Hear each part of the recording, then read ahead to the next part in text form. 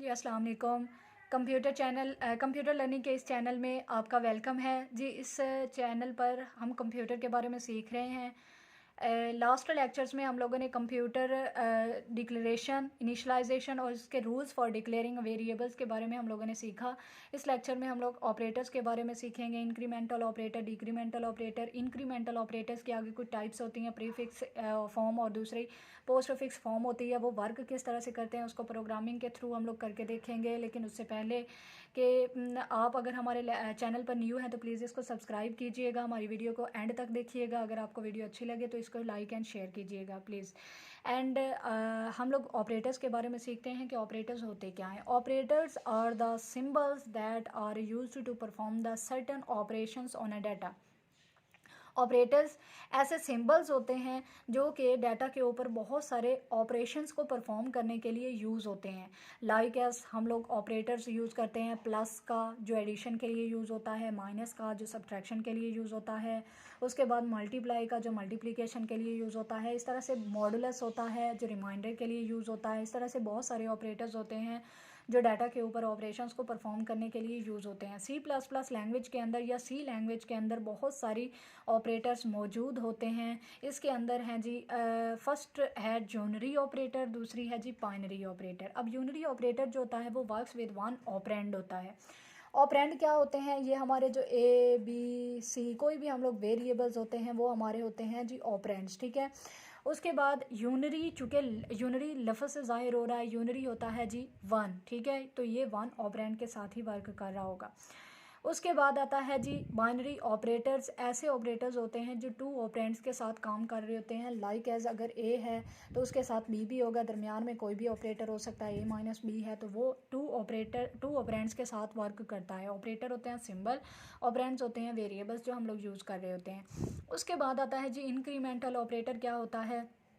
Incremental operator लफ्ज़ से ज़ाहिर हो रहा है जो इंक्रीज़ करने के लिए यूज़ होता है। किस चीज़ को इंक्रीज़ करता है? लाइक है हम लोग सीखते हैं इसमें।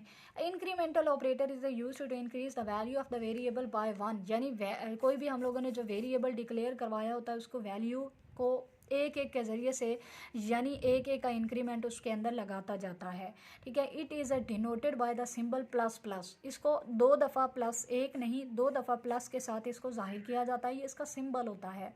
It is a unary operator, ये यूनरी ऑपरेटर होता है। And works with a single variable, जो सिंगल वेरिएबल के साथ ही काम कर रहा होता है, ठीक है। उसके बाद यानी सिंगल वेरिएबल मीन टू से सिंगल ऑपरेंड के साथ। Incremental operator can be used in two forms. अब इंक्रीमेंटल ऑपरेटर के आगे कुछ टाइप्स होते हैं। फर्स्ट पे हमारी है जी प्रीफिक्स एंड सेकंड पे हमारी है पोस्ट फिक्स। अब प्रीफिक्स और पोस्ट फिक्स, प्री का मतलब होता है पहले और पोस्ट फिक्स का मतलब होता है, पोस्ट का मतलब होता है बाद में। अब प्रीफिक्स और पोस्ट फिक्स वर्क किस तरह से करते हैं आइए हम लोग सीखते हैं। इसमें हम लोगों ने सबसे पहले देखना है कि प्रीफिक्स फॉर्म क्या होती है।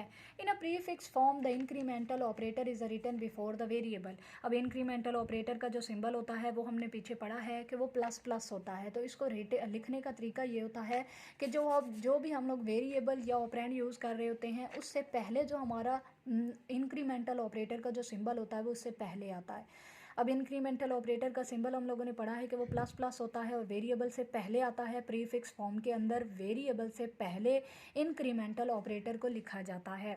अब पोस्ट फिक्स फॉर्म क्या होती है? In a postfix form the incremental operator is written after the variable.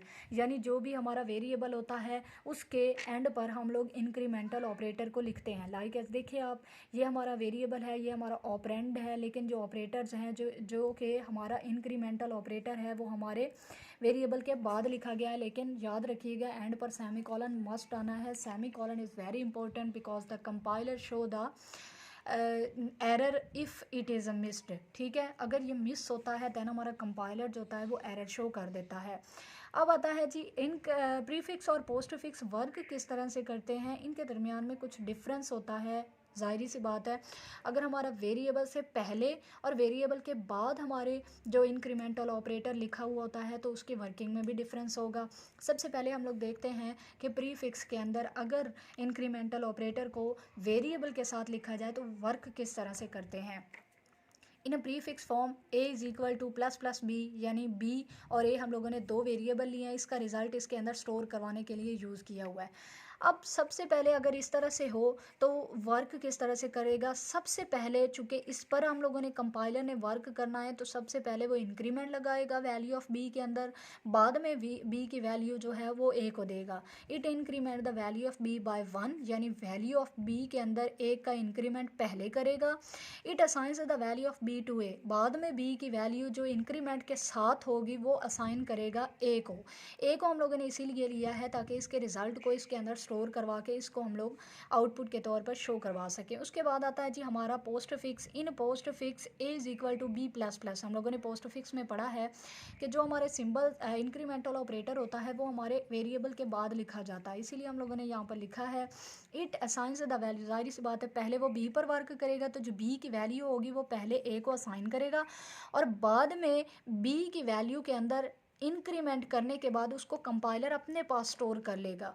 It assigns the value of b to a, सबसे पहले वो वैल्यू असाइन करेगा। It increment the value of B by 1 और बाद में वैल्यू ऑफ बी के अंदर ए का इंक्रीमेंट करेगा। ये था प्रीफिक्स और पोस्ट फिक्स फॉर्म के अंदर, जो कि इंक्रीमेंटल फॉर्म की इंक्रीमेंटल ऑपरेटर्स की जो फॉर्म्स हैं इनके दरमियान में डिफरेंस पड़ा हम लोगों ने, वो वर्क किस तरह से करती हैं। नेक्स्ट लेक्चर में हम लोग देखेंगे कि प्री फिक्स और post fix form work programming के अंदर किस तरह से करती हैं। उसमें हम लोग कुछ वेरिएबल्स लेंगे, फिर उनके ऊपर हम लोग ये दोनों फंक्शंस परफॉर्म करके देखेंगे कि अगर प्री फिक्स के तौर पर वेरिएबल के ऊपर अप्लाई किया जाए तो वो किस तरह से आउटपुट देता है और पोस्ट फिक्स किस तरह से आउटपुट देता है। उम्मीद है ये लेक्चर आपको समझ में आया होगा। Please like and share this video and also subscribe this channel. Thank you so much for watching this channel.